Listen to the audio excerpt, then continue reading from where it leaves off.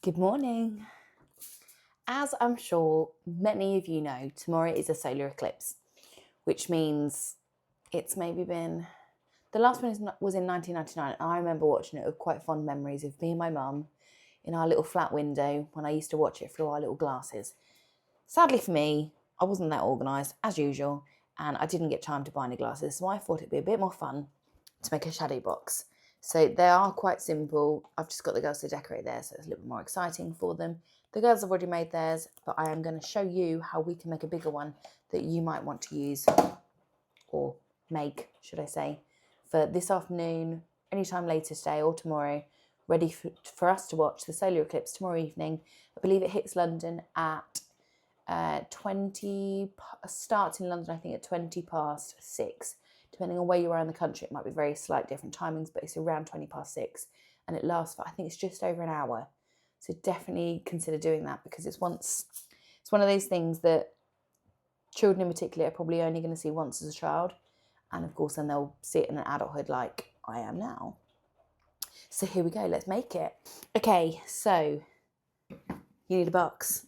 I'm using our Pure box. I'm very grateful for these boxes because they're lovely and thick. We actually use these boxes for our Vinted orders at the moment as well.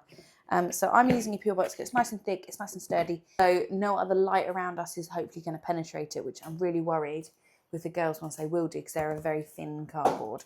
So I'm hoping using a thicker box. If those ones don't work, at least I've got a backup which I can use if this does work. So I have already stuck in my white sheet. This is where the projection of the sun will be. So in this section, we're going to cut out a slot for the sun to go through, and then a slot for my eyes to go through, or the girls' eyes. Because of course, if we look at the sun directly, it's going to absolutely ruin our retinas.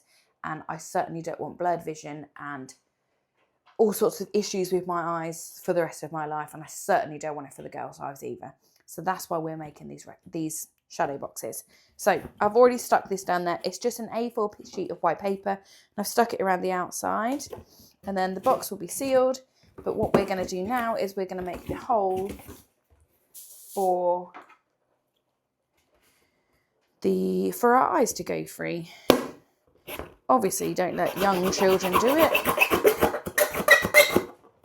Oh, it's squeaky.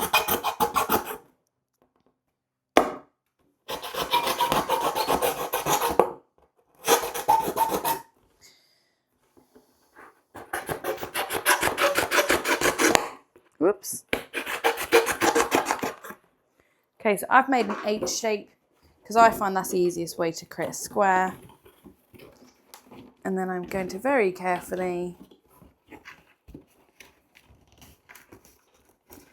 fold it to create that square shape. I admit that's not very square. Silly me. There we go. And just to make sure it doesn't undo, I'm going to sellotape those flaps on the inside to try and keep them in place. This is like a program of that Smart Attack that I used to watch as a kid. Can't even remember the theme tune, otherwise I'd try and do it, but I'm rubbish with things like that. So that's probably a bad idea anyway. So that's sellotape. Let's just do the bottom one.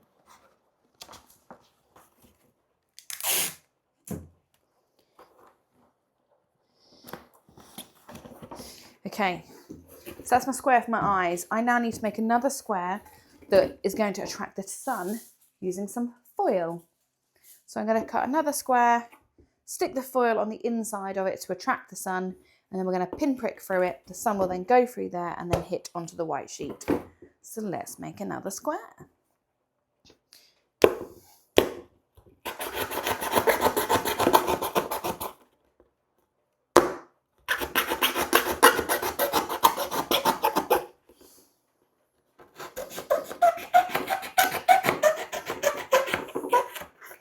So I've made another H. This one looks much neater.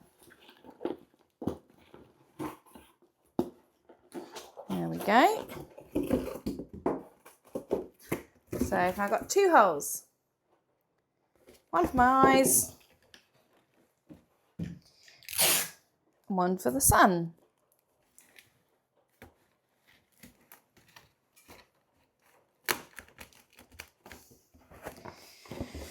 Right, let's tape these ones.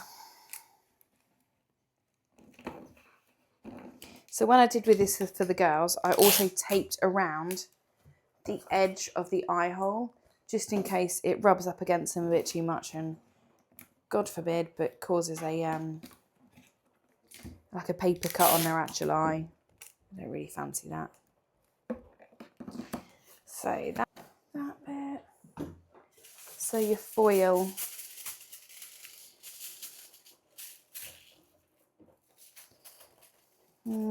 Make sure we get a decent size.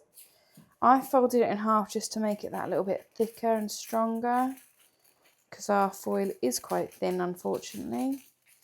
You want it shiny side out, so not the dull side, shiny side. And I'm going to sellotape it to the inside of my box like that. Actually, I might Pritt stick it. I'm going to Pritt stick it.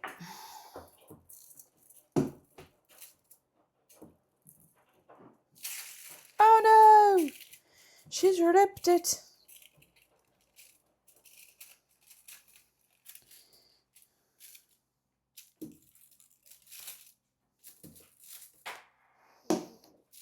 Right. Stick that on here.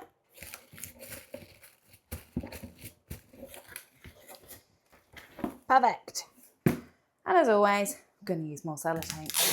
I feel like a reception child. All they use is sellotape. And now I'm doing it as well.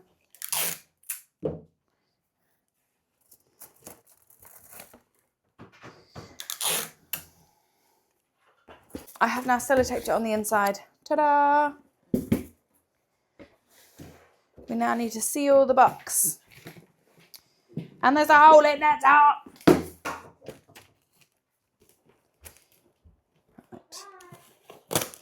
Right. So I'm just sealing the box. Oh, stay there.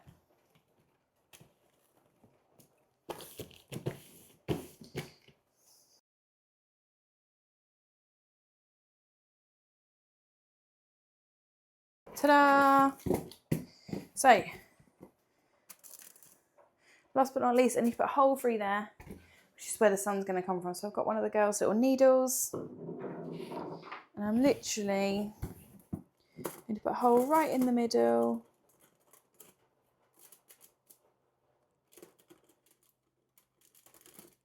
Now, I'd like it to be fairly chunky, so, and fairly big.